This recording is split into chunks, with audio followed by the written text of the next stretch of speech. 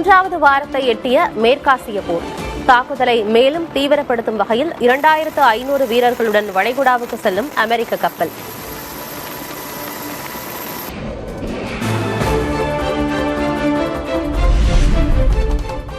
ஈரானின் வருவாய் ஆதாரமாக திகழும் கார்க் தீவில் அமெரிக்கா கடுமையான தாக்குதல்.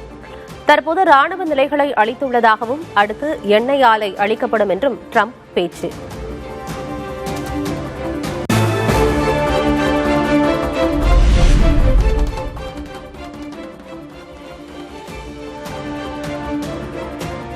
கார்க் தீவு மீது தாக்குதலை தொடர்ந்தால் அமெரிக்காவுடன் தொடர்புடைய எண்ணெய் ஆலைகள் குறிவைக்கப்படும். அமெரிக்காவுக்கும் அதன் நட்பு நாடுகளுக்கும் ஈரான் ராணுவம் எச்சரிக்கை.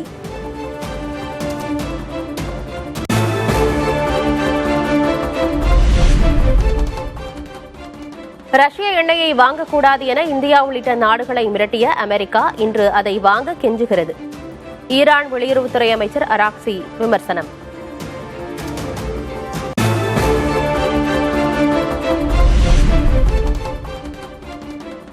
மேற்காசிய போரில் பெரும்பாலான இந்தியர்கள் தங்களை ஆதரிப்பதாக ஈரான் உயர் தலைவரின் இந்திய பிரதிநிதி அப்துல் மஜீத் இலாஹி கருத்து. எரிபொருள் தட்டுப்பாட்டால் பாதிக்கப்பட்ட இந்திய சகோதர சகோதரிகளுக்கு உதவ முயற்சிப்பதாகவும் பேட்டி.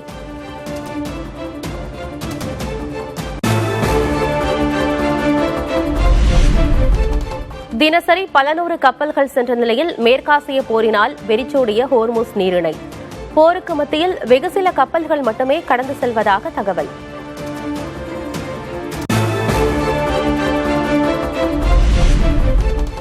USS ஆப்ரஹாம் லிங்கன் போர்க்கப்பலில் பணிகள் நடைபெறும் வீடியோவை வெளியிட்ட அமெரிக்கா தங்கள் தாக்குதலில் கப்பல் முடங்கிவிட்டதாக ஈரான் கூறிய நிலையில் வீடியோ மூலம் பதில்.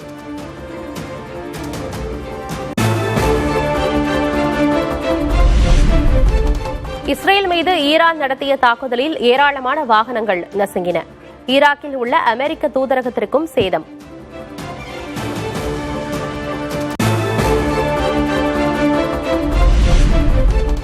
இஸ்ரேல் தாக்குதலில் லெபனானில் உயிரிழந்தோர் எண்ணிக்கை 773 அதிகரிப்பு. தொடர் தாக்குதல்களில் சின்னாபின்னமாகியுள்ள வீடுகள், வசிக்க இடமின்றி தவிக்கும் மக்கள்.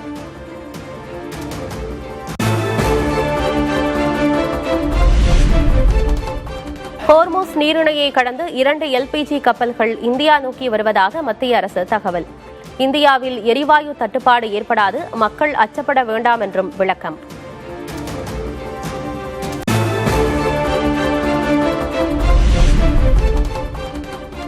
மேற்காசிய போரால் மக்களுக்கு ஏற்படும் பாதிப்புகளை குறைக்க அரசு நடவடிக்கை எடுத்து வருவதாக அசாமில் பிரதமர் மோடி பேச்சு.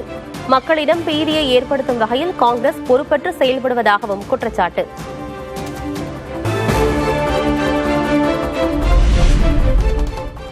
மத்திய பாஜக அரசு தங்கள் சுயநலனுக்காக நாட்டின் விவசாயத்துறையை பலிக் கொடுப்பதாக ராகுல் காந்தி குற்றச்சாட்டு.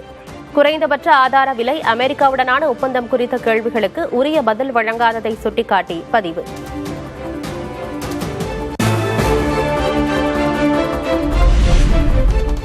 கொல்கத்தாவில் திரிணாமுல் காங்கிரஸ் மற்றும் பாஜக தொண்டர்களிடையே கல்வீச்சு, பலருக்கு காயம். பிரதமர் ஒருவருக்கு அரை மணி நேரத்திற்கு முன்பு நடந்த மோதலால் பரபரப்பு.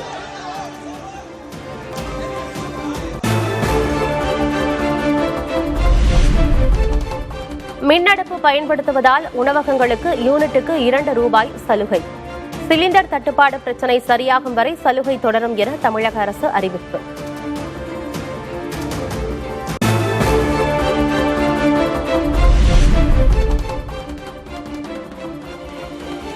LPG பயன்படுத்தும் சிறு குறு தொழில் நிறுவனங்கள் மின் உபகரணங்களை கொள்முதல் செய்ய 25% மானியத்துடன் கடன்.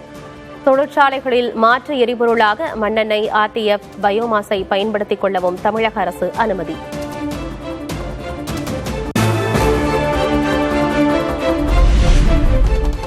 தமிழகத்தில் வணிக பயன்பாட்டுக்கான சிலிண்டர்கள் 20% மட்டுமே விநியோகம். மருத்துவமனைகள், கல்வி நிறுவனங்களுக்கு முன்னுரிமை அளிக்கப்படுவதாக தமிழக அரசு விளக்கம். பிரியாரிட்டியா ஹாஸ்பிட்டல் நம்பர் 1 நமக்கு தேவை. அதுக்கு அடுத்து எஜுகேஷனல் இன்ஸ்டிடியூஷன்ஸ், அதாவது ஹாஸ்டல், நமது ஸ்டூடெண்ட்ஸ் இருக்கிற எல்லா விதமான ஹாஸ்டலுக்கும், ஸ்கூலு, காலேஜுக்கும் கொடுக்கலாம்னு சொல்லியும் அறிவுறுத்தப்பட்டிருக்கு. மீதி இருக்கிறத ஒரு குழுவாக மறுபடியும் மத்திய அரசு அறிவித்தல்படியும் ஸ்டேட் கவர்மெண்ட்டினுடைய குழுவுடன் இணைந்து ஆயில் நிறுவனங்கள் எல்லாம் மீதி இருக்கிற குவான்டிட்டியும் மற்ற ஒரு ப்ரியாரிட்டி ஐடென்டிஃபை பண்ணி அவங்களுக்கு வழங்கப்படும்.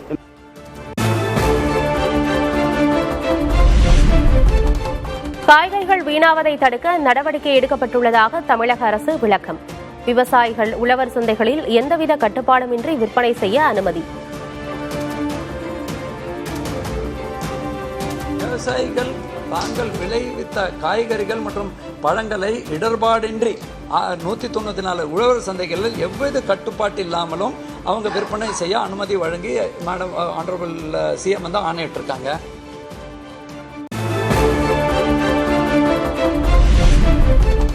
தமிழ்நாட்டில் பெட்ரோல் டீசல் தட்டுப்பாடு இல்லை என எண்ணெய் நிறுவன ஒருங்கிணைப்பாளர் அண்ணாதுரை திட்டவட்டம். 9 நாட்களுக்கு தேவையான இருப்பு உள்ளதாகவும் விளக்கம்.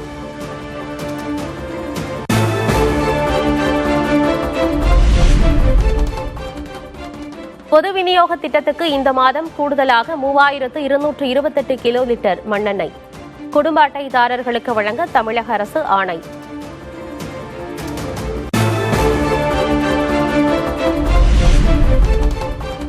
மக்கள் நலனை காக்க ஒன்றிய அரசு என்ன நடவடிக்கை எடுக்கப் போகிறது? எரிவாயு தட்டுப்பாட்டை எதிர்கொள்ள தமிழக அரசு எடுத்த நடவடிக்கைகளை பட்டியலிட்டு முதல்வர் மு க ஸ்டாலின் கேள்வி.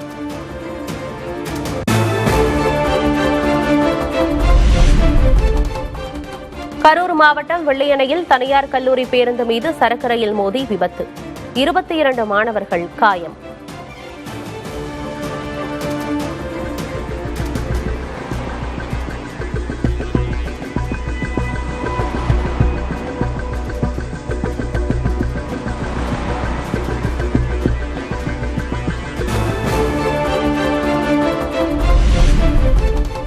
சென்னை வேளச்சேரி பரங்கிமலை இடையேயான பறக்கும் ரயில் சேவை தொடக்கம். 17 ஆண்டு கால கனவு நிறைவேறியதால் சென்னை மக்கள் மகிழ்ச்சி.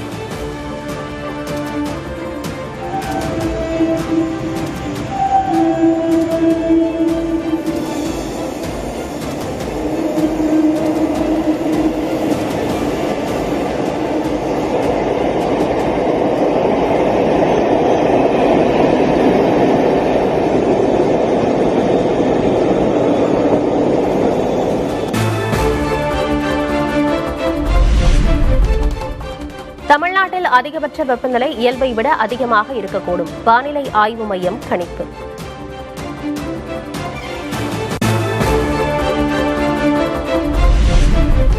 பங்குனி மாத பிறப்பை முன்னிட்டு சபரிமலை ஐயப்பன் கோயில் நடை திறப்பு. ஏராளமான பக்தர்கள் சுவாமி தரிசனம்.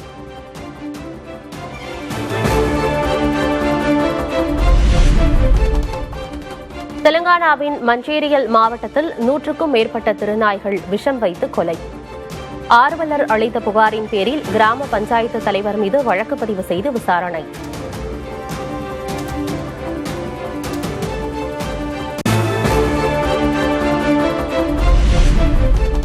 ஹோர்முஸ் நீரிணையை விரைவில் கைப்பற்றுவோம் என அமெரிக்க அதிபர் டிரம்ப் சூளுரை. நீரிணை மூடப்பட்டதால் பாதிப்புக்கு உள்ளான நாடுகள் ஈரானுக்கு எதிராக போர்க்கப்பல்களை அனுப்பும் என்றும் கருத்து.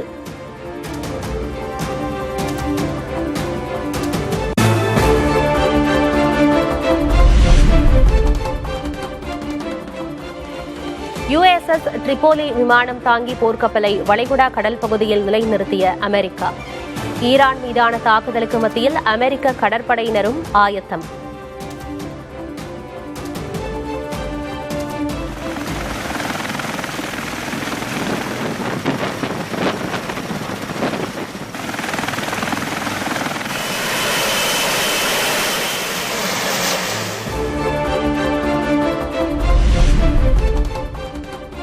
துருக்கி மீது ஏவுகணை தாக்குதல் நடத்தியதாக முன்வைக்கப்படும் குற்றச்சாட்டை திட்டவட்டமாக மறுத்துள்ள ஈரான். துருக்கி நாட்டின் இறையாண்மையை மதிப்பதாக ஈரான் பாதுகாப்புத்துறை விளக்கம்.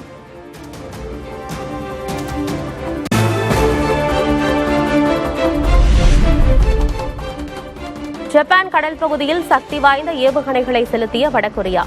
அமெரிக்கா தென்கொரியா கூட்டு போர் பயிற்சி நடத்தி வரும் நிலையில் நடவடிக்கை.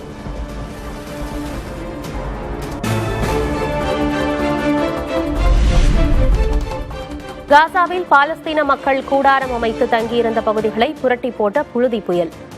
போர் பதற்றத்திற்கு மத்தியில் இயற்கை பேரிடர்களாலும் பாதிப்புக்கு உள்ளாகும் மக்கள்.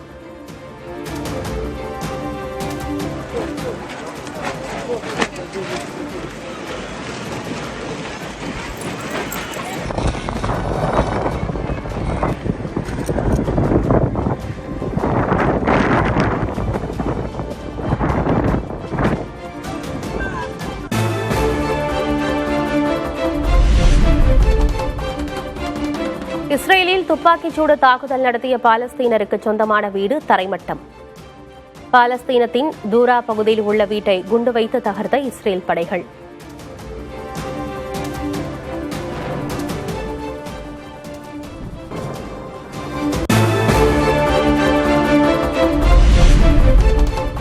தென் அமெரிக்க நாடான பெருவில் மரணத்தின் விளிம்பிலிருந்து தப்பிய தொழிலாளர்கள். சாலையை சீரமைக்கும் போது நிலச்சரிவால் நேர்ந்த பயங்கரம்.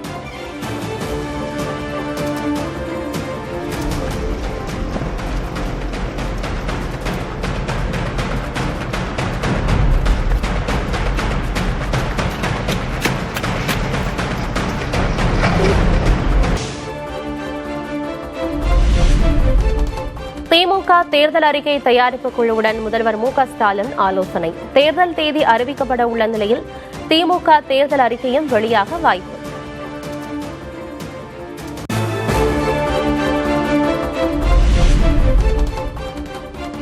திமுக கூட்டணியில் மதிமுகவை தொடர்ந்து கம்யூனிஸ்ட் கட்சிகளின் தொகுதிகளையும் குறைக்க நினைக்கிறதா திமுக? 6 தொகுதிகளை தக்கவைக்க கம்யூனிஸ்ட் கட்சிகள் தீவிரம்.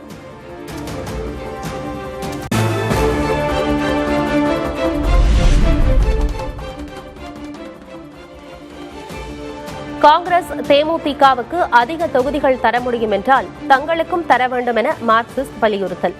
அதிக தொகுதிகள் கொடுக்க முடியாது என்று திமுக சொல்வதில் நியாயமில்லை என்றும் சண்முகம் கருத்து. இதே சிரமத்துக்கு மத்தியிலேதான் காங்கிரஸ் கட்சிக்கு கூடுதலான தொகுதி என்பது வழங்கப்பட்டிருக்கிறது. தேசிய முற்போக்கு திராவிடர் கழகத்திற்கு கூடுதலாக வழங்கப்படும் என்று உங்களை போன்ற ஊடக நண்பர்கள் தொடர்ந்து வெளிப்படுத்திக் கொண்டிருக்கிறீர்கள். ஆகவே அவர்களுக்கெல்லாம் கூடுதலாக தருவதற்கு வாய்ப்பு இருக்கிற போது இடதுசாரிகளுக்கு தர முடியாது என்று சொல்வதற்கான எந்த விதமான நியாயமும் இல்லை.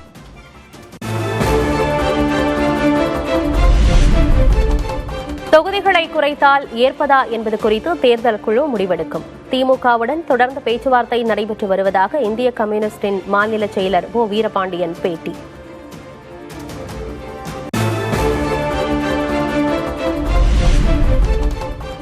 சென்னை ஆழ்வார்பேட்டை இல்லத்தில் முதல்வர் மு க ஸ்டாலினுடன் விசிக தலைவர் திருமாவளவன் சந்திப்பு. கூடுதல் தொகுதிகளை கேட்டு பெறுவது தொடர்பாக ஆலோசனை என தகவல்.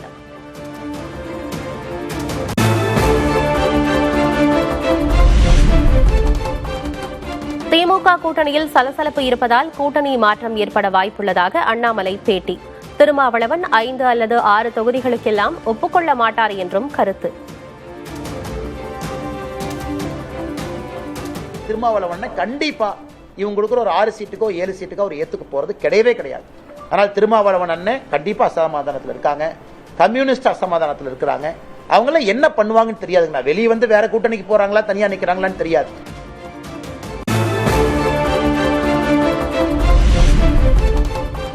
அதிமுக கொள்கை பரப்பு துணை செயலராக தர்மர் கொளத்தூர் கிருஷ்ணமூர்த்தி நியமனம்.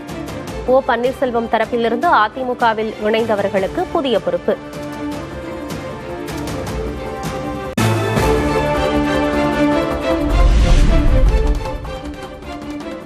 கரூர் துயரம் தொடர்பான சிபிஐ விசாரணைக்காக டெல்லி சென்றார் தாவேகா தலைவர் விஜய். கூட்டணிக்கு பாஜக அழைக்கும் நிலையில் டெல்லி சென்றடைந்தார்.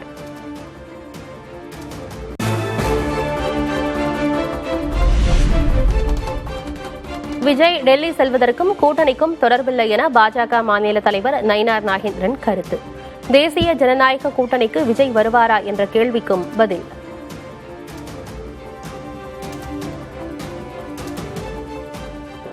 அவர் டெல்லிக்கு போறது எதுக்காகன்னு உங்களுக்கு தெரியும். இது முதல் முறை போல கரூர் நடந்த சம்பவத்துக்காக அவங்க போயிட்டு இருக்கிறாங்க. அதுக்கு அதையும் எதையும் நீங்க இணைத்து பேசுவது என்பது அது இப்படி எந்த வேலை இருக்குன்னு எனக்கு கூட்டணி வந்தா.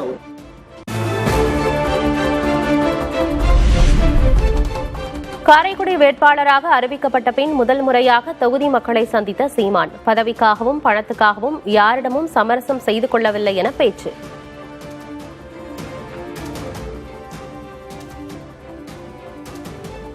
1 விழுக்காடு, அரை விழுக்காடு, 1/4 விழுக்காடு வைத்திருக்கிறவெல்லாம் பேரம் பேசி, சீட்டு நோட்டு பேரம் பேசி கூட்டணி வைக்கிற போது 8.5 விழுக்காடு 36 லட்சம் வாக்க வைத்திருக்கிற உங்கள் மகனுக்கு எவ்வளவு கோடிகள் பேரம் பேசியிருப்பார்கள்? எவ்வளவு சீட்டு, எத்தனை பதவியை பேரம் பேசியிருப்பார்கள்? ஏன் சமரசம் கிடையாது?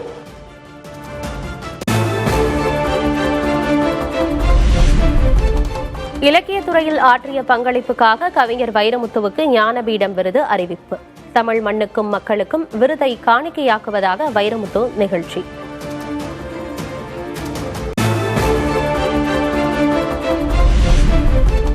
ஞானபீடம் விருது பெற்ற கவிஞர் வைரமுத்துவை தமிழ்நாடே வாழ்த்துகிறது. கலைஞர் இருந்திருந்தால் உச்சி முகர்ந்து பாராட்டியிருப்பார் என முதல்வர் ஸ்டாலின் பதிவு.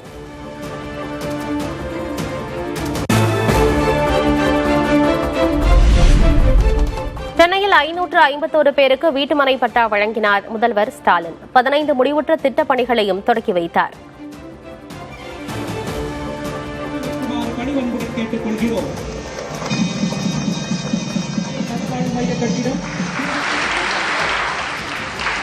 திருமிகு தவச்செல்வி அவர்களை அன்புடன் அழைக்கிறோம்.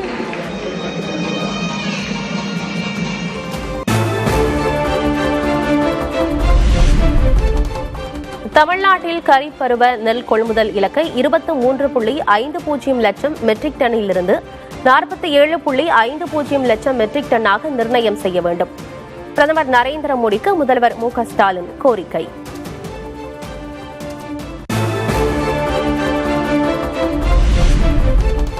சென்னையில் முதல்வர் ஸ்டாலினை சந்தித்த இன்ஸ்டா ஸ்டார்ஸ் சிறுவர்கள். தேவா, ஜீவாவின் திறமையை பாராட்டியதோடு நன்றாக படிக்க வேண்டும் என அறிவுரை கூறிய முதல்வர்.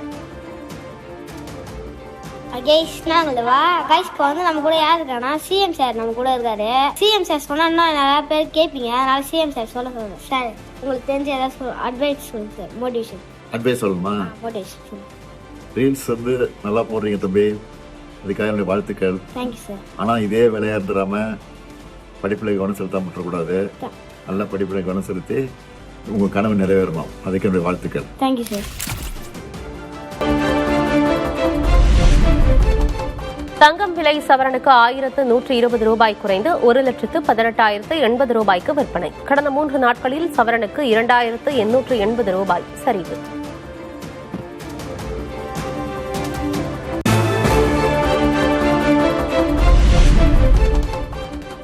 ஆறு மாதங்களாக தடுப்பு காவலில் வைக்கப்பட்டிருந்த சுற்றுச்சூழல் போராளி சோனம் வாங்சுக் விடுதலை. லடாக் வன்முறையை தொடர்ந்து தேசிய பாதுகாப்பு சட்டத்தின் கீழ் தடுப்பு காவலில் இருந்து விடுவிப்பு. நெல்லை மகேந்திரகிரியில் உள்ள திரவ எரிபொருள் மையத்தில் நடந்த கிரையோஜெனிக் இன்ஜின் சோதனை. கடல்மட்ட வளிமண்டல அழுத்தத்தில் இன்ஜின் சோதனை வெற்றிகரமாக நடைபெற்றதாக இஸ்ரோ அறிவிப்பு.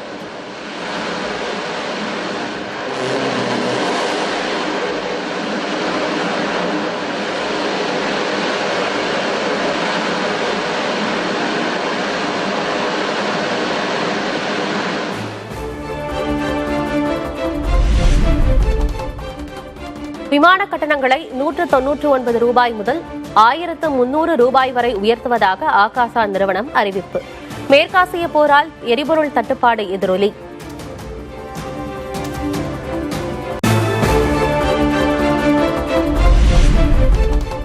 கூட்டு போர் பயிற்சியில் ஈடுபடும் அமெரிக்கா, தென்கொரிய படைகள். தற்காலிக பாலம் அமைத்து ஆற்றை கடந்து ஒத்திகை.